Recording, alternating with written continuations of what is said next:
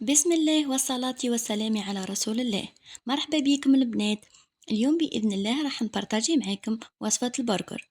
هذه الوصفة حطها في عينيكم اللي عندها مشكل مع البرجر، ما يجيهش بنين ولا يجيك ناشف ولا الخبز يجيك معجن وماشي طري. نقولك تبعي الطريقة والوصفة، راهي بنا روعة وأحسن من الجاهز. خليكم مع المقادير. بسم الله. بالنسبة للخبز البرجر عندنا كأس حليب دافي.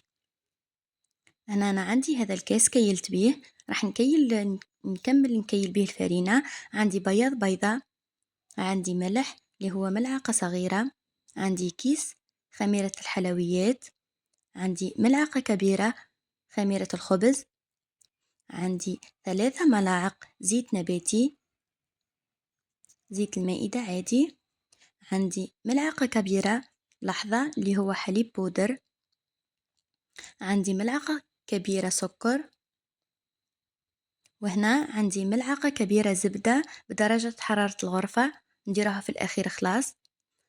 هنا دركا واش نديرو هذا الكاس تاع الحليب الدافي، أنا كيلت بهذا الكاس. نديرو هذيك الملعقة تاع السكر مع ملعقة الخميرة كما راكم تلاحظوا، وملعقة الحليب بودر، نخلطوهم مع بعضاهم كما راكم تلاحظوا ونخلوهم يتفاعلوا. أنا هنا نخلط فيهم مليح باش تدخلي الخميرة مع السكر والحليب. هنا بعد ما تفاعلوا كما راكم تلاحظوا، البنات جربوا هذا الخبز، راهو يجي روعة، يجي يذوب في الفم. خبز يعني باهي ياسر صراحة. أنا ما اعتمديته عندي ياسر، يجي يذوب في الفم. هنا ندير بياض البيضة. الصفار خليته باش ندهن به الخبز من الفوق. هنا ندير الزيت تاعي اللي قلت لكم 3 ملاعق.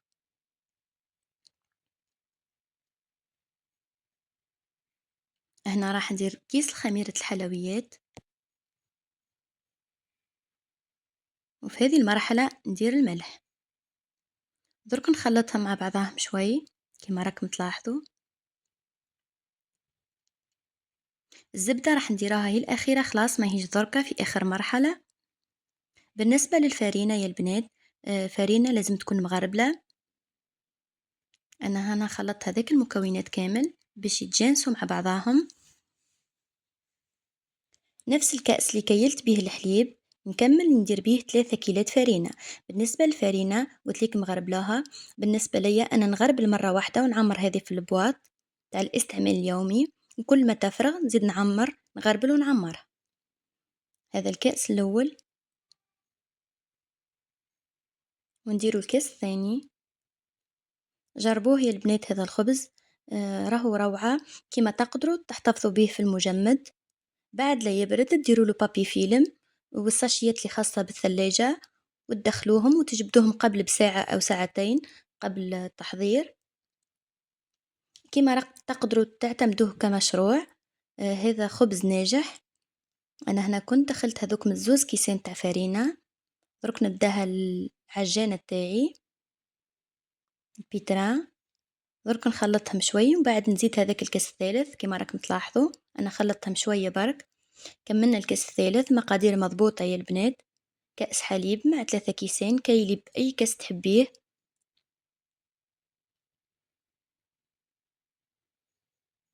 هنا نخلطوا المكونات كاملة كما راكم تلاحظوا. تخلطت لي هذيك الفرينة مع المكونات كاملة، تجي العجينة طرية كما تعرفوا خبز البرجر يجي طري. هنا ندير هذيك الملعقة تاع الزبدة ونخليها تتخلط فيها مليح مليح. راهي أساسية يا البنات ملعقة الزبدة، راهي تمد قوام. يجي خبز تاعك كأنك تاكلي فيه بريوش، ذوق روعة كما راكم تلاحظوا. أنا هنا نخلط في الزبدة مع العجينة تاعي.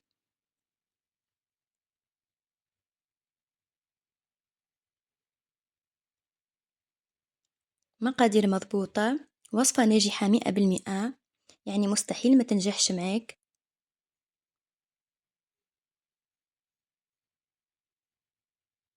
هنا بعد ما كملت عجنت لي، درك نحيها من هذا طأس العجانة ونحطها في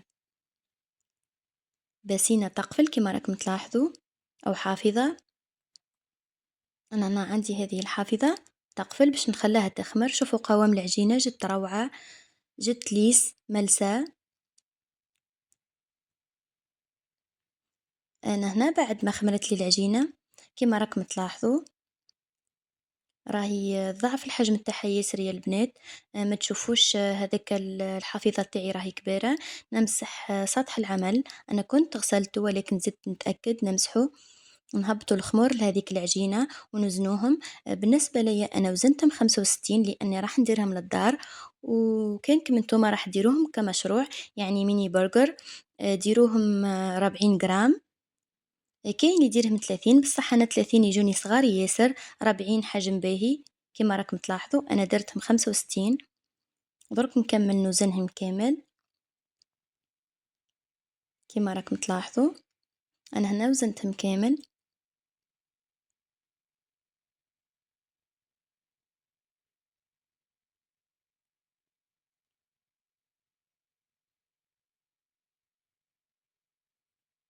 تقدروا تعتمدوهم قلت ليكم كميني برجر، تقدروا ديروهم في المناسبات صالي.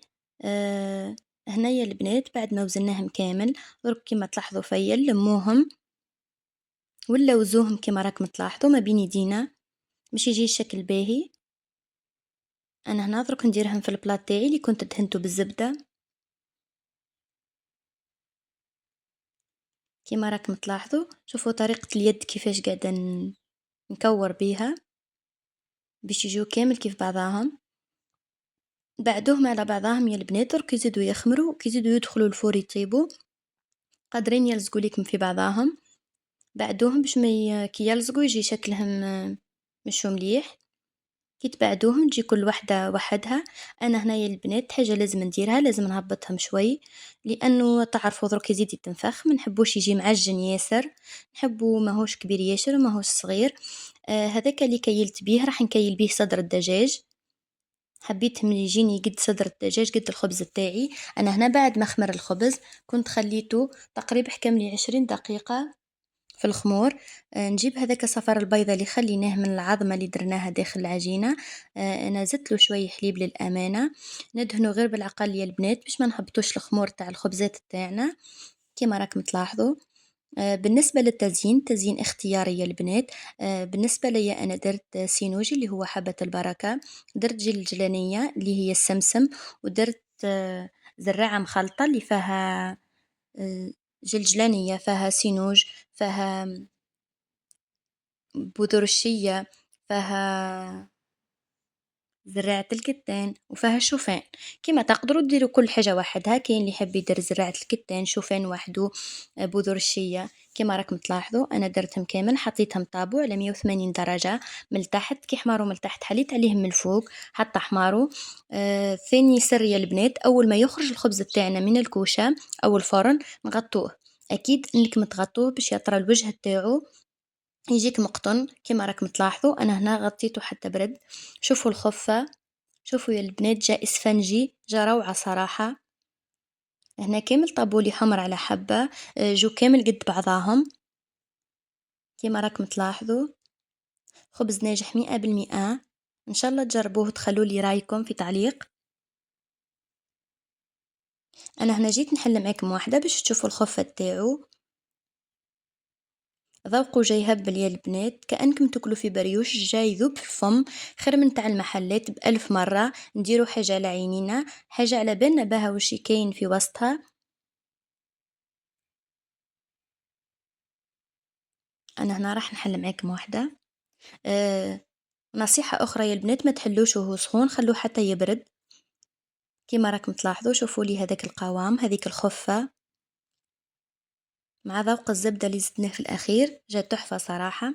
أنا هنا كاين طابلي البلاط ثاني كيما راكم تلاحظوا درك نغطيه ونخليه على جنب حتى يجي وقت الغداء.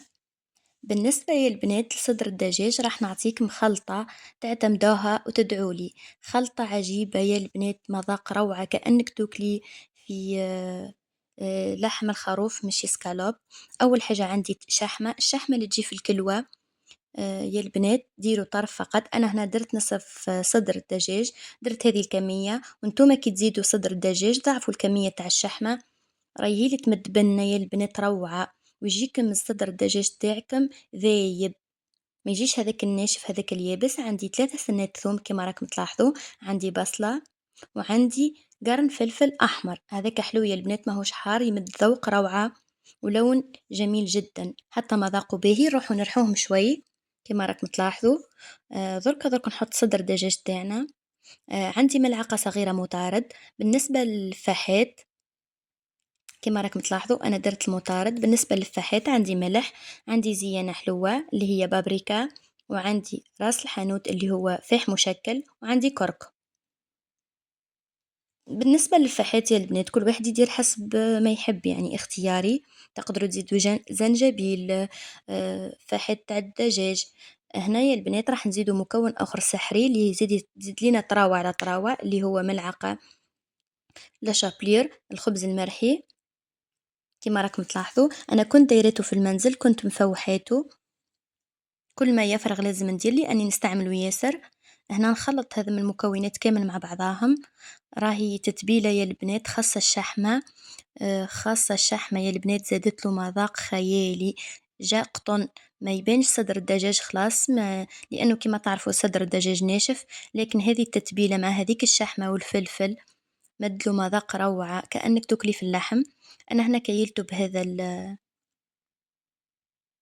بهذاك الديسك كيما راكم تلاحظوا، باش يجوني كامل قد بعضاهم قد الخبزات تاعي، شكلتهم كامل هكا. درك نزيد نحطهم في الثلاجة من تحت يزيد يتماسكوا كيما راكم تلاحظوا يا البنات. انا درتهم كامل بهذه الطريقة. جربوا هذه التتبيلة يا البنات تاع صدر الدجاج مع الشحمة وردوا لي بالخبر.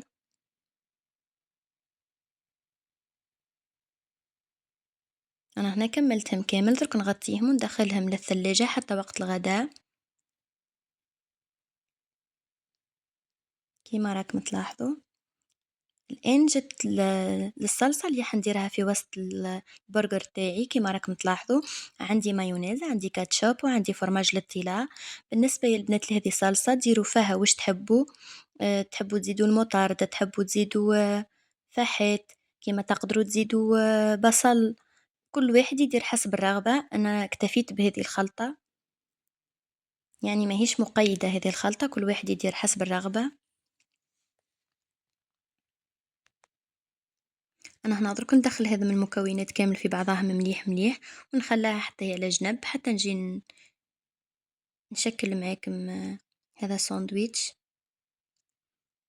أنا هنا عندي هذه البلاك اللي راح نشوي فيها صدر الدجاج تاعي. كيما راكم تلاحظوا درت شوية زبدة بعد ما كانت سخنتها مليح.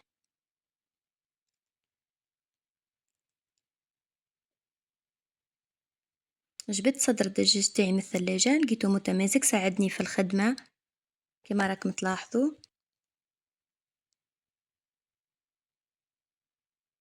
نحطهم كامل باش نطيبهم. تقدروا طيبوهم في مقلة، كما تقدروا تقلوهم في شوية برك زيت، ما تكثروش الزيت لأنه هما فيهم الشحمة ديجا درك تسيب الشحمة تاعها.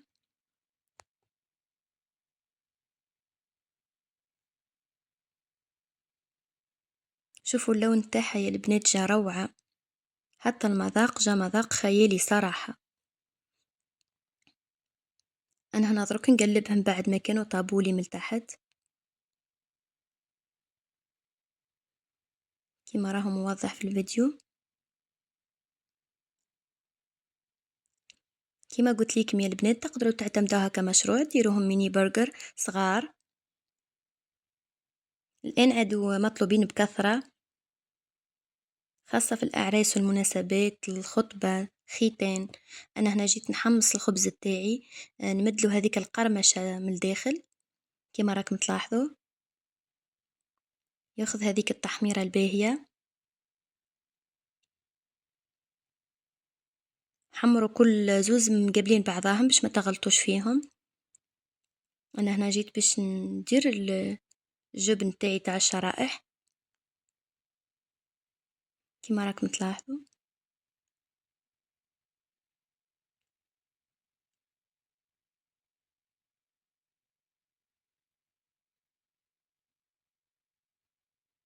تقدروا ديروا فرماج رابي يا البنات، ماشي محتم هذا شرائح، حتى الرابي اللي يذوب يجي ذوقه باهي، خاصة إلا كانت نوعية جيدة يجيكم حتى خير من هذا.